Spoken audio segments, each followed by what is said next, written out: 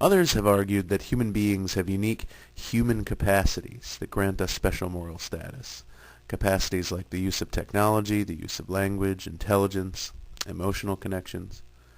But research shows that none of these capacities are uniquely human. Animals not only use their own language,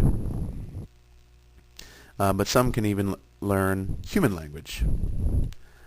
Coco the gorilla is one of several animals to have been taught sign language, and Rio the sea lion can arrange floating blocks in linguistically significant patterns.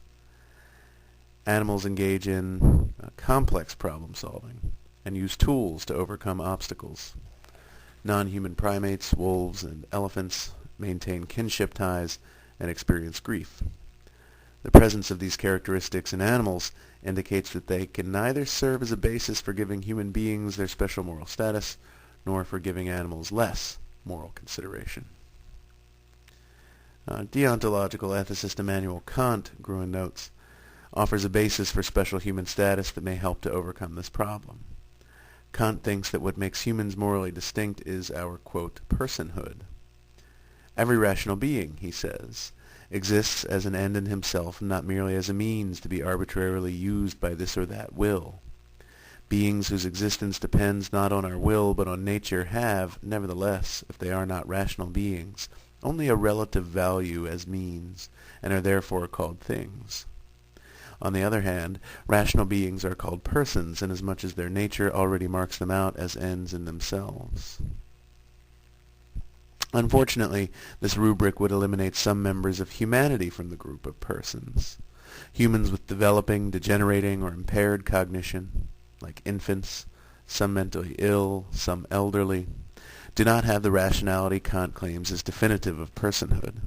Thus, if adopted, Kant's theory would have us exclude many people we would want to include in the group of persons.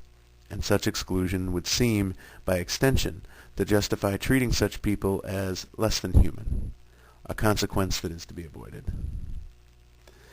We do not want to treat the interests of the developmentally disabled with as little regard as the interests of cattle. However, Kant does, in his lectures on ethics, articulate moral responsibilities towards non-persons.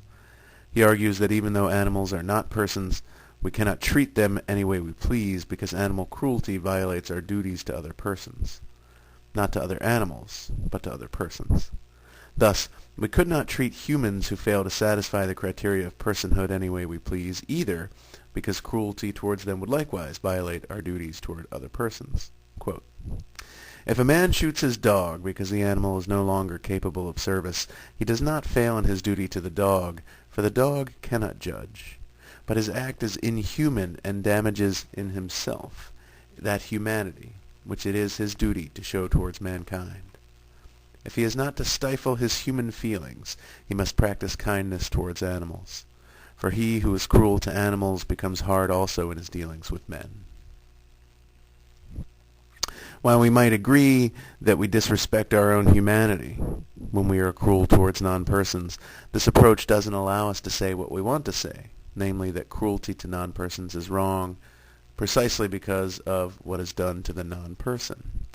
As Gruen writes, when someone rapes a woman in a coma, or whips a severely brain-damaged child, or sets a cat on fire, they are not simply disrespecting humanity or themselves as representatives of it. They are wronging the non-persons. Another way of approaching the issue, then, is to reject intelligence or rationality as the basis for moral consideration, and focus instead on whether or not a being is capable of suffering. If it is, then it warrants ethical consideration. This is the argument made by utilitarians. As Bentham wrote, other animals, which, on account of their interests having been neglected by the insensibility of the ancient jurists, stand degraded into the class of things. The day has been, I grieve it to say in many places it has not yet passed, in which the greater part of the species, under the denomination of slaves, have been treated upon the same footing as animals are still. The day may come when the rest of the animal creation may acquire those rights which never could have been withholden from them but by the hand of tyranny.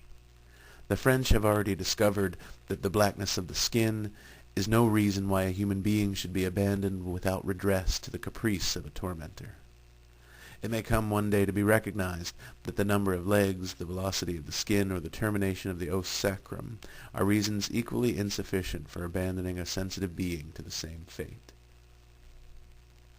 So here Bentham in 1781 is saying that if we cannot say that a human being is worth more than another human being by virtue of its outward characteristics, how too can we say that a human being is more valuable than an animal, such that we can do whatever we want to an animal?